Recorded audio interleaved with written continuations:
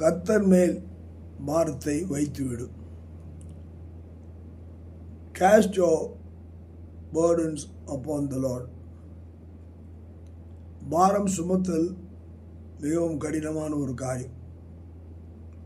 நாம் பாரத்தை சுமக்கிறதுக்கு பதிலாக சுமைதாங்கி என்று சொல்லி அந்த நாட்களிலே சாலை ஓரங்களிலே வைத்திருப்பார்கள். அந்த சுமைதாங்கிகளிலே நாம் அந்த பாரத்தை இறக்கி வைத்து விட்டு நாம் இளைப்பாறலாம். கர்த்தர் இங்கே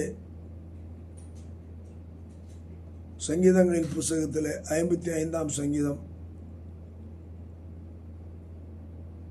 அங்கே 22ஆம் வசனம் சொல்லுகிறது, கர்த்தர் மேல் உன் பாரத்தை வைத்து விடு, அவர் உன்னை ஆதரிப்பார், நீதிமானை ஒருபோதும் தள்ளாட விட்டார்.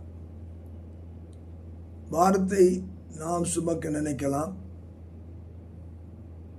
நாம் சுமந்து நாம் நம்முடைய சுயபுத்தியில் நாம் கஷ்டத்தை அனுபவிக்கலாம். ஆனால் அதே நேரத்தில் நாம்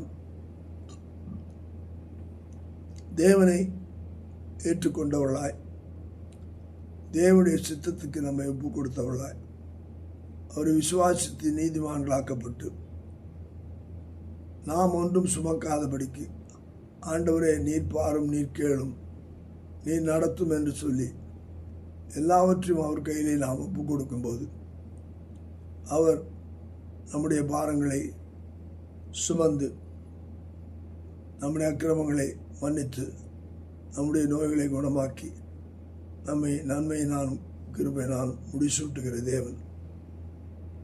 அவர் கல்வாரி சிலுவிலே நமக்காக சுமந்து விட்டார். நாம் சுமக்க வேண்டாம். சுமையை நாம் அவர் மேல் வைத்து விடுவோம். கர்த்தர் நம்மை ஆசீர்வதிப்பாராக. ஆமென்.